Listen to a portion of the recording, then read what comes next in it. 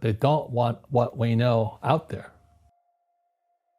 They'll never get this on CNBC. But our school system will never tell us that because they're part of the process. Fake money, fake teachers, fake assets. So my father was the head of education, PhD, all that stuff. I go home and ask him, I said, why don't we learn about money in school? And he looked at me and says, because the government doesn't let us teach that subject. The government tells us what we can teach and what we can't teach. And I thought that was strange. And I said, but aren't we going to school to learn about money? He says, no, your job is to get a job. I said, but you get a job to earn money. He goes, no, you're supposed to just get a job. And I went, no. Isn't the purpose of a job to earn money? He goes, you're correct. I said, so why don't I just learn about money?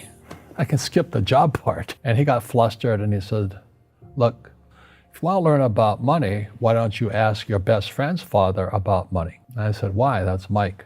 So I asked him. He says, because Mike's father is an entrepreneur. And I said, what are you? He says, I'm an employee. I'm a government employee. And I went, oh, what's the difference? He says, the difference is an entrepreneur must know about money, or they're no longer entrepreneurs. And he says an employee doesn't have to know anything about money because the government will take care of them, the company will take care of them. So I'm all confused. But I took my dad's advice and I trundled over to Mike's father's office and knocked on his door and I said, hey, I'm here, 9 years old. Teach me about money. He says, beat it, kid, you know. But that's where the story of Rich Dad, Poor Dad started. And finally, through persistence, my rich dad started teaching me about money on one condition. And that condition was he would never pay me. He says, the moment I pay you, you think like an employee. He says, that's the trap.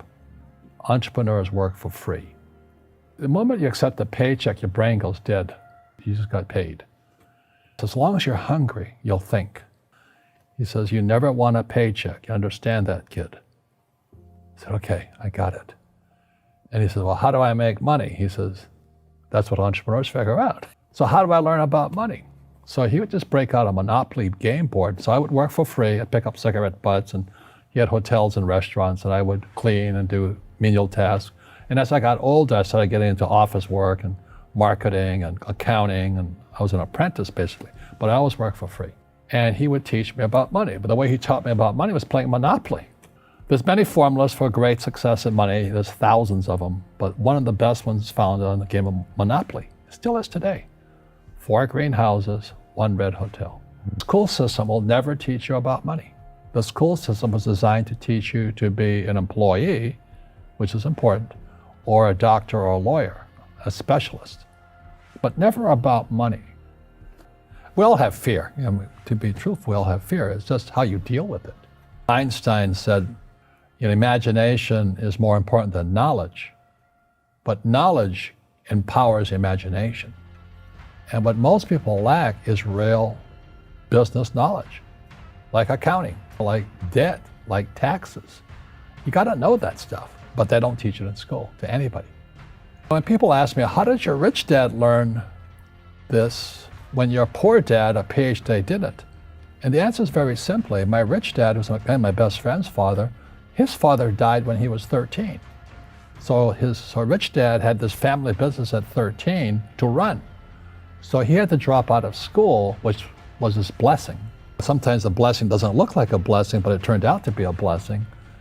And then his teachers became his bookkeeper, his accountant, his attorney, his banker, his real estate agents.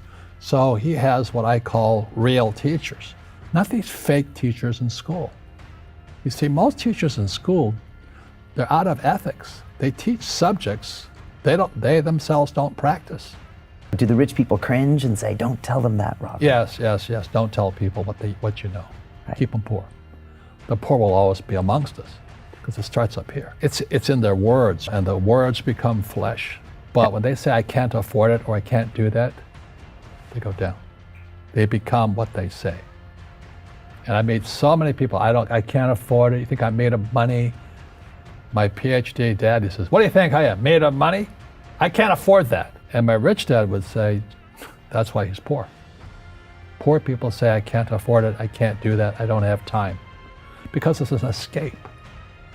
It's an escape. It's easy to say, I can't afford it. Oh, I'm too tired. Oh, I can't go to the gym. You know, when you could go to the gym, but no, I can't. Truth is, I'm just too lazy to go to the gym. And you play it safe and you don't introduce new risks into your life. And Right. and your rich dad used to say what instead of, I can't afford it? How can I afford it? How can I do that?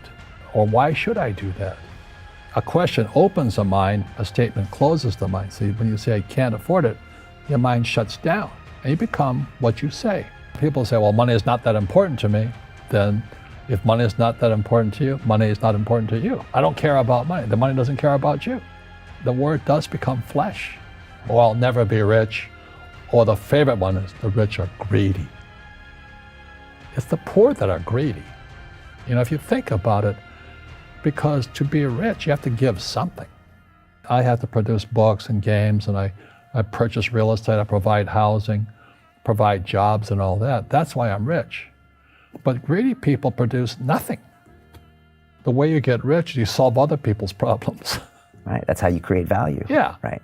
Yeah, if you could cure cancer today, you'd be a trillionaire. You'd be an instant trillionaire. Poverty hurts. Poverty is passed on. It's taught in your families. And middle class is taught in families.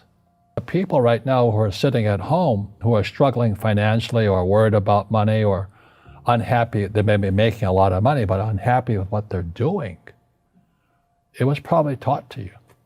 You know, your superego was taught, get a job, work hard, or you'll never be rich, or the rich are evil, or whatever. And until you change your mindset, Correct. money won't help you, right? Correct. And we see that with people that win the lottery, people that make more money, they still have the same problems. Right. Because they have that poor man's soul. Correct. If you're poor, you'll always be poor. That's really hard for people to Yeah, understand. the money will disappear that fast. Just like most pro athletes, they make millions of dollars, and 65% are bankrupt 5 years later. It's because they come from poor families.